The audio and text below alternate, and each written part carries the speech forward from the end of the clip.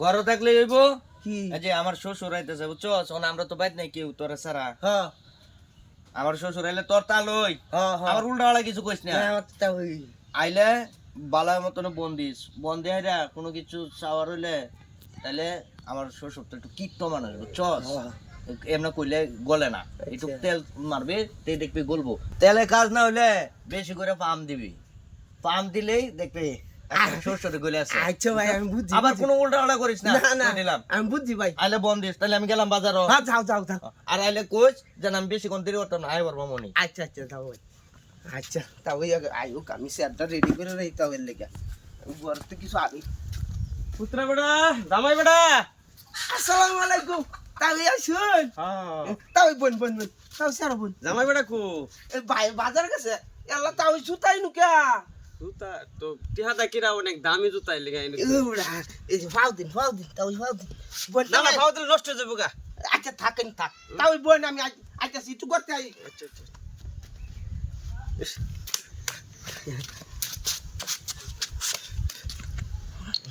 ভাই কইছে তেল মারবার লাগিয়া তাওই জুতা দি থনি তাওই শোলে মধ্যে কি ময়লা গো আমি তেল দিই তাও তেল দিই পুত্র বেটা তেল দিতেছিস না হে জানে শোলে ময়লা তাওই বুঝতাছি না তাওই তেল লাগতো না পুত্র বেটা তাওই গলছে কিছু কি কর তুই গলে নাই আচ্ছা একটু বেশি মারুন না তো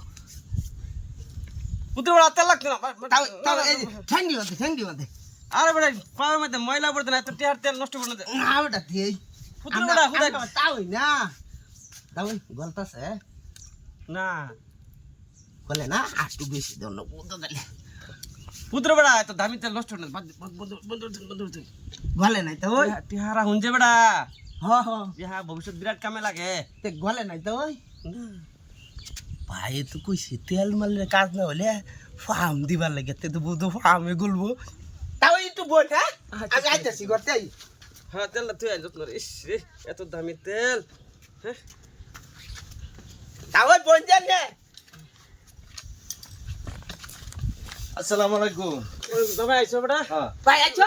কি রে ভাই এই নলটা ধরো এটা কিয়া ফার্ম দিয়াম কি কস ভাই তুমি যে কইছিলা হ্যাঁ এই যে তাও যে তেল মারবার লাগিয়া হ্যাঁ তেলে তো গলছে না তেলে গলছে না ওখানে যে ফার্ম দিতাছি তুমি না কইছো তেলে কাজ না হলে ফার্ম দিবার লাগিয়া ওখানে যে ফার্ম দিতাছি ধরো তুমি পুত্র বেটা কি জামাই কি কস তুই কই তেল দিছ ওই যে তাওয়ের রাতও দিছি তাওয়ের পায়ে দিছি হাই হাই হাই হাই রে করছে কি হাট তোর আমি ইয়েডে কইছিলাম নাকি কি কইছো তে মিজাজটা কিরম লাগেলা তোর আমি হাত পাও তেল দিবার কইছি তে আরে পাম্পার আনছুস কি পাম দিবার লাগিয়া হাই রে কিরম গাদাদের গাদা জীবন আর ভালো হইতে না তোর আমি এটা কই গেছিলাম তে তুমি না কইছো তেল দিবার লাগিয়া তোমার তো শ্বশুর তেলে গলে তেলে কাজ না হলে ফার্ম দিবার লাগিয়া ফার্মে গলে গাদা তোর আমি এই তেল দিবার কইছিলাম এই তেল দিলে গলবো হাই গাদা তোর আমি কইছি কথায় তেল দিতে কথায় হাওয়া দিতে এটা দিবার কইছি তোরে গাদা করতে চল হ্যাঁ কি হইছে গো পুত্র বেটা তোমরা কি জামাই বেটা কি হইছে কাজে আসছে না আমরা আমরা কতক্ষণ ধরে আইছুন আপনারা বউ আরেক অনেক কিছু দিছে না অনুসারে চল হ্যাঁ দোয়ানো যা তাড়াতাড়ি নাস্তা বানিয়ে ব্যবস্থা কর তা দুষ্ট তোমারই তুমি কইছো আমার শ্বশুর কিপটা মানুষ কিছু যদি লওয়াতে হ্যাঁ তাহলে এই কথা কইছিলাম আমি হ্যাঁ আমার শ্বশুর খুব হিসাবি এটা আমি কইছি আজেবাজে টিয়া নষ্ট করে না তুমি না কইছো তেল মারবার লাগিয়া গাদা ইবার কর এই বেটা জামাই হ্যাঁ আব্বা তুমি কি তাহলে পুত্র এটা হিয়া দিছো তেল মারা ফার্ম মারা না আব্বা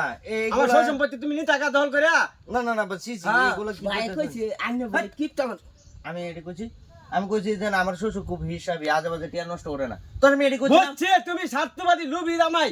তোমার বাড়িতে আমি থাকতাম না যা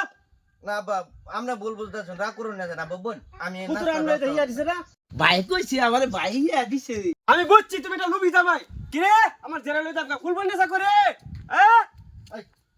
তোর এখন খাবরানি দরকার তোর আমি এটা কইছিলাম তুই তো দিছ চাউলা লাগাইয়া হেই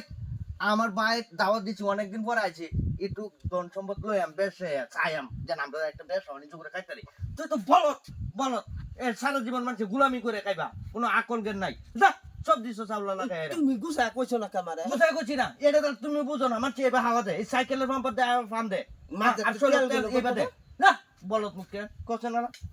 কি আমি ঠান্ডা করে গা বুঝাইয়া